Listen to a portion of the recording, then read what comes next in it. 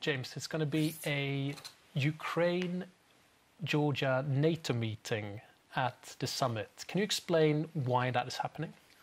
Well, because these are two of NATO's most prominent partners. Georgia is obviously, for many years, been working towards membership in NATO. Now Ukraine has taken the decision also to aspire to membership in NATO.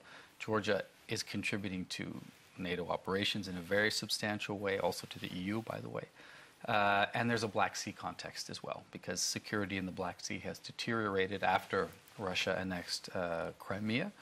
So we really have a lot to discuss, including the support that NATO will provide to them.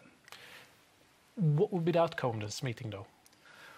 We will have a separate statement approach to this meeting. So they're going to meet in the same room, and that's about efficiency, and for the same meeting, and for all the reasons that I mentioned. But we treat them as individual countries, and we have individual results for our cooperation with each country. So we have a lot of NATO in Georgia, a lot of Georgia in NATO as well, as I mentioned. And we're working on initiatives to further deepen our cooperation, deepen our support for their reform. For example, in the Black Sea context, we'll have an exercise there next year. With Ukraine, we have a separate track, all sorts of projects grouped under areas like military medicine, or getting rid of, or helping them to get rid of unexploded ordnance that's dangerous, helping them to work on command and control. So separate tracks with separate results, but the same level of commitment. So concretely, what will Georgia get from this meeting? Well, it's not a question of getting, it's not a transaction. The first thing that will happen is we will have the first ever summit-level meeting with Georgia. And that represents an important milestone for us. It's also the 10th anniversary of the NATO-Georgia Commission. So we want to commemorate the fact that we've had quite a lot of cooperation together. Second, we want to take further what is already a very substantial base, and I mentioned a lot of what we will do. We have a joint training and education center in Georgia. We have a defense institution building school in Georgia. We have teams of advisors there, helping them, in some cases embedded in their ministries, helping with reform. We'll hold the exercise next year. We're helping them to extend their air and maritime picture in the Black Sea. So there's really a whole lot that will come after this meeting.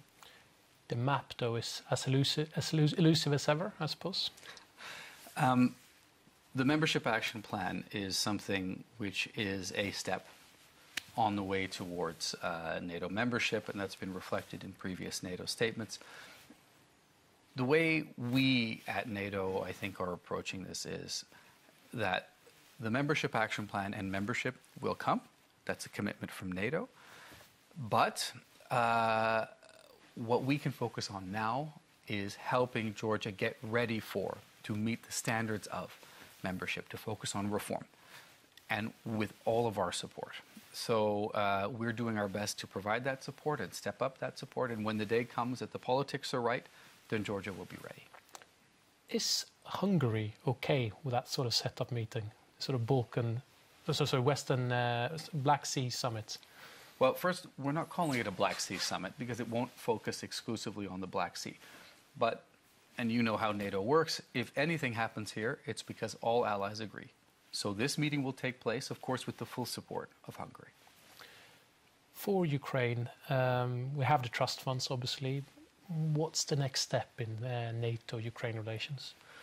What we are focusing on is a comprehensive assistance package, which we had already approved, being revised for the summit, adding new areas of cooperation, adding new funding for trust funds and projects. The trust funds are just financial mechanisms. Projects, for example, as I mentioned, for demining or getting rid of unexploded ordnance, or for medical medicine, or for command and control, for interoperability. These are areas where NATO could provide more if the funding is there to support our experts. So we're hoping that this also will flow from that. So we will add to the practical support that we're providing, but it's also important that we have a high-level political discussion with Ukraine, because there is a war ongoing on their territory, as your viewers know, some 10,000 Ukrainians have been killed, and there's people being killed every day. So we don't want to just focus on technical aspects, but focus on what's happening in their country, and to restate for Ukraine and for Georgia NATO's full support for their territorial integrity within their internationally recognized borders. Finally, on transatlantic relations, we saw a pretty chaotic G7 in Canada where the US president insulted the host nation, there was no final declaration, etc. Do you expect a similar thing at NATO next week? Well, politics are a little bit unpredictable these days, so I think those who make predictions are maybe going out on a little bit of thin ice. But for what it's worth, my prediction is that we'll have a pretty good summit. And I say this because there is a huge amount of substance that is being decided, that has just been decided, on our military forces, on the cooperation that we will have with others, and very importantly, we'll be able to show that we have turned the corner when it comes to defense spending and burden sharing, that allies, all allies, have stopped the fall, that all allies are turning in the right direction. So when it comes to substance about what's being done, the story is pretty good. And let me give you just one other statistic. The U.S. government under President Trump has increased by 40% the amount that it's investing in European defense. So it's gone up. For their part, the Europeans are doing more on defense, doing more in NATO. So we have a good story to tell. Of course, rhetoric is unpredictable. But when it comes to substance, transatlantic ties are actually deepening in a very visible, open way. Let's be honest, you are worried that they might not sign off on the final NATO summit declaration. Well, I'm helping to draft and to negotiate this declaration, so I'd always want my work to, be signed off by the bosses. But I think it'll happen. Everybody's aware of the importance of having a good, strong message of unity out of the summit. We're all working towards that.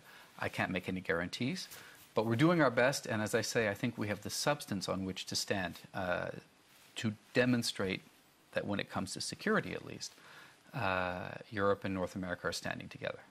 Mr. Appathurai, thank you very much. Thank you.